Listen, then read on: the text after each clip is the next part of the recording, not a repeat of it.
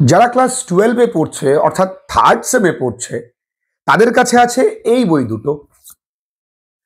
আর যারা নতুন ক্লাস 11-এ উঠেছে অর্থাৎ ফার্স্ট সেমে পড়ছে তাদের কাছে আছে এই বই দুটো। এবং এই বইটা সম্পূর্ণ রেকটিফাইড, অন্যভাবে লেখা। আমরা দেখব কিভাবে লেখা। এই বইয়ের পাঠ্যের সঙ্গে এই বইয়ের পাঠ্যের কি কোনো তারতম্য রয়েছে দেখবও সেটা।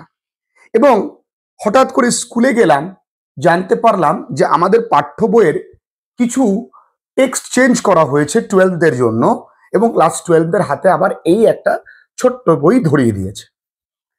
এবার প্রশ্ন, যদি স্কুলের ভরসা আমরা দুদিন থাকতাম তাহলে আমাদের সিলেবাস কি হতো জানি না, কারণ এই বই পাওয়ার আগেও আমরা কিন্তু আমাদের যে ক্লাসেসগুলো হয় সেখানে তোমরা দেখতেই পাচ্ছ যে তোমাদের সিলেবাস কিন্তু কমপ্লিট করা হয়ে গেছে।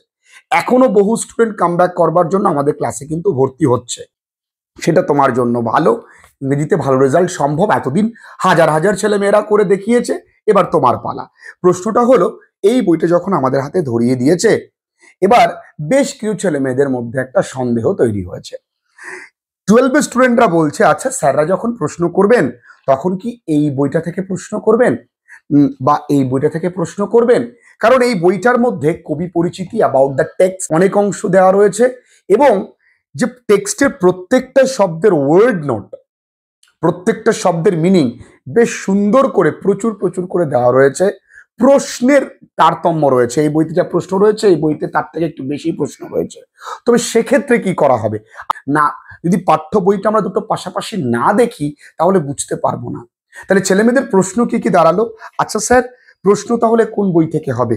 এই নতুন বই থেকে আমাদের প্রশ্ন হবে না আমাদের পুরনো বই থেকেই প্রশ্ন হবে? দেখো, ক্লাস 12 তোমাদের যদি পুরনো বই থেকেই প্রশ্ন হতো তাহলে তোমাদের কিন্তু এই বইটা দিত না, তোমাদের বই প্রশ্ন এখান থেকেই হবে। আর ভয় পাবার কিছু নেই। কেন কিছু নেই? আমরা কিন্তু মনে করে দেখো, প্রত্যেকটা গল্প, কবিতা, নাটকের আমরা কবি পরিচিতি, অ্যাবাউট দ্য টেক্সট, শব্দের অর্থ খুব ভালো করে পড়ে নিয়েছি। যদি কোনো স্যার এই বই থেকেও প্রশ্ন করে থাকে বা প্রশ্ন বানানোর সময় হয়তো তার হাতের কাছে এই বইটা রয়েছে, তুমি এখান থেকে প্রশ্ন করে থাকেন, তুমি 100 আউট অফ 100% আনসার দিয়ে আসতে পারবে, কোনো চিন্তা তোমার থাকবে না। এবার এই দুটো বইয়ের মধ্যে একটু তারতম্য দেখি। এবার আমরা দেখি, দেখো আমরা প্রথমে পেয়েছিলাম এই বই দুটো, এই বইটা পেয়েছিলাম, তারপর আমরা পেয়েছি এই বইটা। হঠাৎ স্কুল থেকে আমাদেরকে এই বইটা দেওয়া হলো কেন? স্যাররা বলেছেন যে সিলেবাস এই বইতে যা আছে সেই গল্প, কবিতা, নাটকগুলো কিছু কিছু বেশ কঠিন লাগছে, বিশেষ করে স্বামী অ্যান্ড মাদার ওরশিপ। তাই সরকার থেকে ওদের কাছেই, স্কুল কর্তৃপক্ষের কাছে 11-এ একটা সিদ্ধান্ত ছেড়ে দিয়েছে যে 5টার মধ্যে আপনারা যে কোনো 3টে করাবেন। কোন 5টার মধ্যে? তার জন্য এই বইটা দিয়েছে। এই বইটা থেকে এই বইটা একটু বেশি, থিকনেসটা বেশি, অর্থাৎ এই বইটা একটু মোটা বেশি। এই বইটাও তাই, এই বইয়ের তুলনায় কিন্তু একটু মোটা বেশি। এই বইটাতে দেখো, এই বইটাতে প্রশ্ন বিভাজন কোথাও তেমন নেই, খুব তাড়াতাড়ি করে বের করেছে, যা সূচিপত্র দিয়ে প্রশ্ন বিভাজন তেমন কিছু নেই। জাস্ট এখানে অ্যানাস্টোলজিস্ট ডে আর কেনারন লিখে মেন টেক্সটটা তুলে দিয়েছে। দেখো এখানে এক্সারসাইজ খুবই সামান্য, 2টো করে প্রশ্ন এরকম করেই দেওয়া আছে। যেটা মূল সমস্যা, শিক্ষক মহাশয়দের নাকি স্বামী অ্যান্ড মাদার ওরশিপ পড়াতে অসুবিধা হচ্ছে, তাই তোমাদের আবার নতুন একটা গল্প দিয়ে ইনক্লুড করে দিয়ে বলেছে আপনারা যে কোনো 3টে করাতে পারেন। এখানেই সমস্যা। কোনো স্কুল বলবে আমরা ওই 3টে করাবো, কোনো স্কুল বলবে না না না আমরা ওই 3টে নয় ওই 3টে করাবো। তাহলে আলটিমেট তোমরা যখন একটা ব্যাচে পড়ছো বা আমাদের কাছে অনলাইন ক্লাসেস করছো, হ্যাঁ তোমাদেরকে সবকটাই করতে হচ্ছে। 11দের জন্য 12-এ সেইটা খাটছে না। তাই আগে যেমন সরকারের কাছে আমার একটা আবেদন, আগে যেমন 11 এবং 12 দুটো প্রশ্নই ফাইনাল পরীক্ষার প্রশ্ন বোর্ড থেকে হতো, সেটাই হোক না, বোর্ড থেকেই হোক। তাহলে স্কুল টিচারদের দৌরাত্ম্যটা কিছুটা কমবে আমার মনে হয়। এবার এই বছরের বইটাতে খুব সুন্দর করেই দিয়েছে, দুটো বইয়ের নাম যদিও একই রেখেছে, দুটো বইয়ের নাম আর রেলম অফ ইংলিশ বি একই রেখেছে, কিন্তু বইয়ের এই কভার পেজটা মোর অ্যাট্রাকটিভ আমার মনে হয়। এখানে প্রত্যেকটা গল্পের নাটশেল তুলে দেওয়া রয়েছে। দেখো এখানে খুব সুন্দর করে এখানে ইংলিশ বি সিলেবাসটা তুলে দিয়েছে, ঠিক আছে, প্রশ্ন বিভাজন তুলে দিয়েছে খুব সুন্দর করে, যেটা আমি তোমাদেরকে বলছিলাম। দেখো, an astrologer's day, Swami and mother worship, Amarnath the master, এবং এখানে একটা অ্যাড করে 4টে বলেছে, এই 4টের মধ্যে যে কোনো 3টে করাতে। দেখো, এবং students will be informed of the chosen text by school at the beginning of the semester, মানে 3টে টেক্সট থেকে তোমাদেরকে দেবে। আবার দেখো এখানে ম্যাকবেথ দিয়েছে, ওথেলো দিয়েছে, as you like it, the story of an hour and the open window, দুটো পরে অ্যাড করেছে। এবার যাক, এখানে অনেক কিছু দিয়েছে। এইখানে দেখো কবি পরিচিতি বিস্তর করে দেওয়া, এবং দেখো এখানে কোনো কবি পরিচিতি বা লেখক পরিচিতি বলে কিছুই নেই।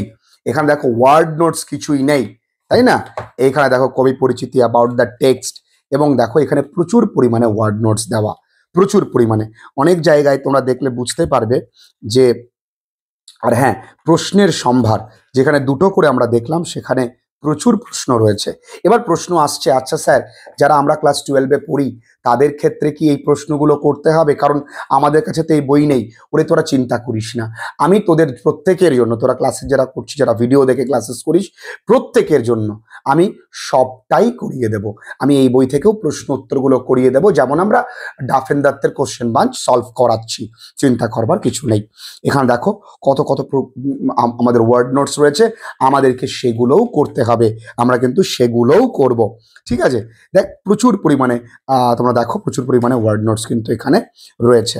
সুতরাং ভাবনার কিছু নেই, একটু আমাদেরকে আর একটু পড়তে হবে, আমাদের তো সিলেবাস শেষ, আমাদের একটু হাতে সময় নিয়ে এই বইটা থেকেও, যেহেতু তোমাদের কাছে বই নেই কিন্তু আমি তো রয়েছি, আমি তোমাদেরকে কমপ্লিট করে দেবো, চিন্তা কিছু নেই। এবার মূল বিষয়বস্তু যেটা দাঁড়ালো, আমাদের তো যারা নতুন, মানে যারা 12-এ পড়ছো তাদের কাছে তো এই 3টে বই রয়েছে, আর এই বইয়ের মধ্যে পার্থক্য তোমরা বুঝতে পেরে গেছো। তাহলে আমাদের যদি এই বই থেকে প্রশ্ন করে, তাহলে আমাদের অতিরিক্ত কি করতে হবে? আমাদের একটু কবি পরিচিতি হতে পারে, একটু ডিটেলিং আরো 2-একটা লাইন জানতে হবে, ওয়ার্ড নোটসটা আরো ডিটেলিং এ জানতে হবে, ইংলিশ টু ইংলিশ মিনিংটা মনে রাখতে হবে, আর প্রশ্ন উত্তরগুলো একটু বেশি করে মনে রাখতে হবে। দেখবে যে এই প্রশ্ন উত্তরগুলো তোমার প্র্যাকটিস করা আছে হয়তো 2-একটা, অর্থাৎ হয়তো টোটালি মিলিয়ে হয়তো আমাদের 20-25টা প্রশ্ন এক্সট্রা পড়তে হবে ওয়ার্ড নোটস, কবি পরিচিতি, অ্যাবাউট দ্য টেক্সট সম্পর্কে টোটালে 20-25টা লাইন আমাদেরকে পড়তে হবে। তো কিছু নেই, আমি তোমাদেরকে করিয়ে দেবো, চিন্তা করবার কোনো জায়গা নেই। তবে এবার বইটা ঠিকঠাক আছে, ওয়েল ডেকোরেটেড, খুব ভালোই হয়েছে। তোমরা কেমন প্রস্তুতি নিচ্ছ ইংরেজি নিয়ে তোমরা কিন্তু জানিও। আমাদের ক্লাসে এখনো ছেলে মেয়েরা ভর্তি হচ্ছে, এবং সত্যি বলছি তারা ভীষণ ভালোভাবে এনজয় করছে, তারা শিখতে পারছে, ওদের ফিডব্যাকগুলো তোমরা প্রায়শই দেখো। আর মন দিয়ে ইংরেজিটা শেখো, যেভাবেই পড়ো, যেখানেই পড়ো,